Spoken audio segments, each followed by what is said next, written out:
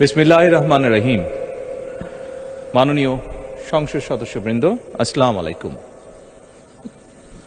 ফ্যাসিবাদের নির্মমতার শিকার অসংখ্য মানুষের কান্না আর হাজারো প্রাণের আত্মত্যাগের মধ্যে দিয়ে অবশেষে আজ থেকে পুনরায় যাত্রা শুরু হতে যাচ্ছে জনগণের ভোটে জনগণের কাছে জবাবদিহিমূলক সত্যিকার অর্থে জনপ্রতিনিধিশীল জাতীয় সংসদ।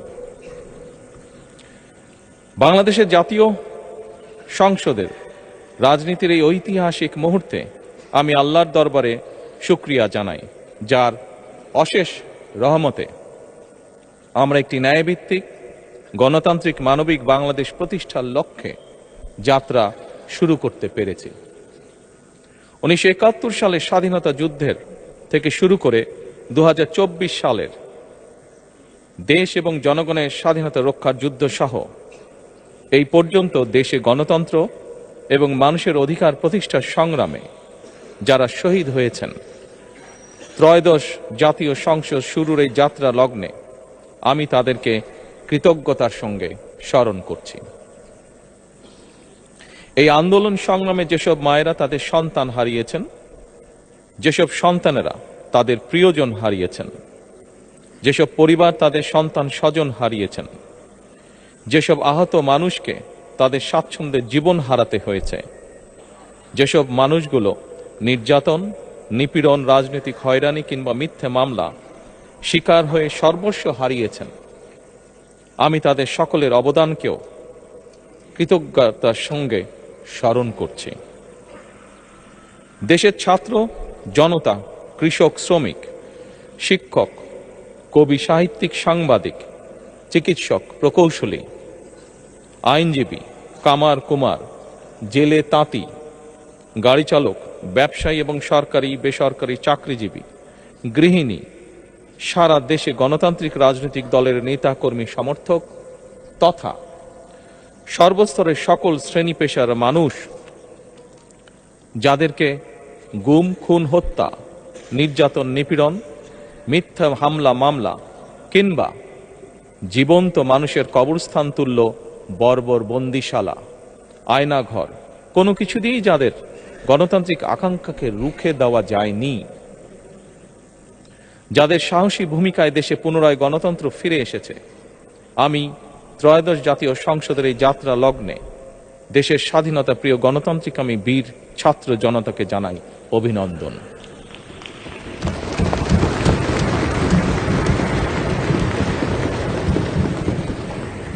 সম্মানিত সংসদ সদস্যবৃন্দ, দেশনেত্রী মরহুমা বেগম খালেদা জিয়া জনগণের অধিকার প্রতিষ্ঠায় দেশে সংসদীয় গণতন্ত্র প্রতিষ্ঠা করেছিলেন, সংসদীয় গণতন্ত্রকে প্রাতিষ্ঠানিক রূপ দিয়েছিলেন। সেই গণতন্ত্রকে প্রহসনের রূপ দিয়ে জাতীয় সংসদকে হাস্যরসের খোরাকে পরিণত করা হয়েছিল। দেশে তাবিদারি শাসন শোষণ কায়েম করা হয়েছিল। দেশে সংসদীয় গণতন্ত্র এবং জনগণের অধিকার পুনঃপ্রতিষ্ঠা করার জন্য দেশনেত্রী বেগম খালেদা জিয়া জীবনের শেষ দিন পর্যন্ত লড়াই করেছেন। জীবনে কখনোই স্বৈরাচার কিংবা ফ্যাসিবাদের সঙ্গে আপোষ করেননি। দেশে আজ থেকে আবারও সেই কাঙ্ক্ষিত সংসদীয় গণতন্ত্রের যাত্রা শুরু হলো, আলহামদুলিল্লাহ।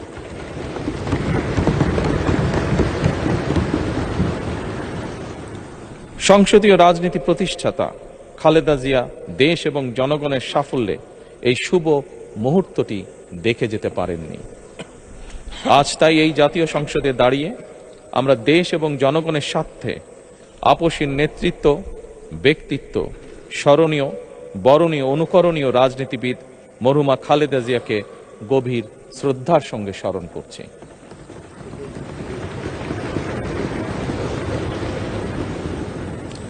সম্মানিত সংসদ সদস্যবৃন্দ, দেশে বহুদলীয় গণতন্ত্রের প্রবক্তা এবং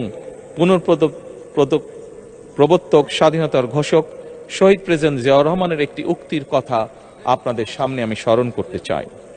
তিনি বলেছিলেন, জনগণই যদি রাজনৈতিক দল হয় তাহলে আমি সেই দলেরই আছি।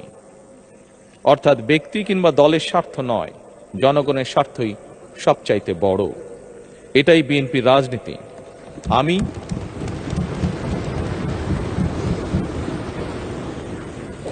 আমি প্রথমবারের মতন বাংলাদেশ জাতীয়তাবাদী দল বিএনপি থেকে জাতীয় সংসদ সদস্য নির্বাচিত হয়েছে। জাতীয় সংসদের সংসদীয় দলের নেতা নির্বাচিত হয়েছে। জাতীয় সংসদে দলের প্রতিনিধিত্ব করলেও প্রধানমন্ত্রী হিসাবে আমি এই জাতীয় সংসদে দেশের প্রতিনিধিত্ব করছি। দল, মত, ধর্ম, বর্ণ নির্বিশেষে দেশের জনগণের প্রতিনিধিত্ব করছি। আমার রাজনীতি দেশ এবং জনগণের স্বার্থ রক্ষা করার রাজনীতি। বিএনপির রাজনীতি জনগণের জীবন মান উন্নয়ন এবং স্বনির্ভর বাংলাদেশ গড়ার রাজনীতি। প্রতিটি পরিবারকে স্বনির্ভর করাই আমাদের রাজনীতির লক্ষ্য। প্রতিটি পরিবারকে স্বনির্ভর করার মাধ্যমেই বিএনপি একটি স্বনির্ভর, সমৃদ্ধ, নিরাপদ, গণতান্ত্রিক বাংলাদেশ প্রতিষ্ঠা করতে চায়। এই লক্ষ্য অর্জনে আমি জনগণের সমর্থন এবং সহযোগিতা চাইছি। এই মহান জাতীয় সংসদে সকল দলের নির্বাচিত প্রতিজন সংসদ সদস্যের সমর্থন এবং সহযোগিতা আশা করছি।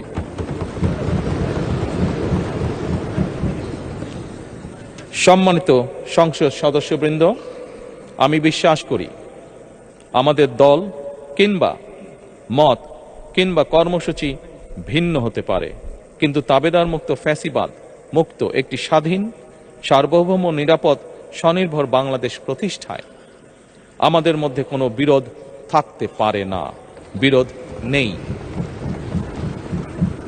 জাতীয় সংসদকে জাতীয় কর্মকাণ্ডের কেন্দ্রবিন্দু না করে বিতাড়িত ফ্যাসিস্ট সরকার জাতীয় সংসদকে অকার্যকর করে ফেলেছিল। আমরা এই মহান জাতীয় সংসদকে সকল যুক্তি, তর্ক আর জাতীয় সমস্যা সমাধানের কেন্দ্রবিন্দুতে পরিণত করতে চাই। সম্মানিত সদস্যবৃন্দ, নতুন সংসদ যাত্রা শুরু করার সময় সংসদের সাবেক স্পিকার কিংবা ডেপুটি স্পিকার উপস্থিত থাকার কথা ছিল, কিন্তু পতিত, পরাজিত, বিতাড়িত ফ্যাসিস্ট সরকারের জনবিরোধী এবং গণবিরোধী কর্মকাণ্ডের ফলে যে জনরোষ তৈরি হয়েছিল তাতে এই মহান সংসদের সাবেক স্পিকার বা ডেপুটি স্পিকারকে খুঁজে পাওয়া যায়নি। তাদের কেউ কারাগারে, কেউ নিখোঁজ কিংবা কেউ পলাতক। দীর্ঘ ১.৫ দশকের ফ্যাসিবাদী এবং তাবেদারি শাসন শোষণের পর জনগণের ভোটে নির্বাচিত প্রতিনিধিদের নিয়ে আজ আমাদের এক বিশেষ পরিস্থিতিতে জাতীয় সংসদের কার্যক্রম শুরু হতে যাচ্ছে। এমন পরিস্থিতিতে আমরা সংবিধান এবং সংসদের কার্যপ্রণালী বিধির বিধান অনুসরণ পূর্বক ত্রয়োদশ জাতীয় সংসদে সভাপতিত্ব করার জন্য আজ আমি প্রবীণ রাজনীতিবিদ এবং 5 বারের মতন নির্বাচিত জাতীয় সংসদ সদস্য জনাব ডক্টর খন্দকার মোশাররফ হোসেনের নাম প্রস্তাব করছি।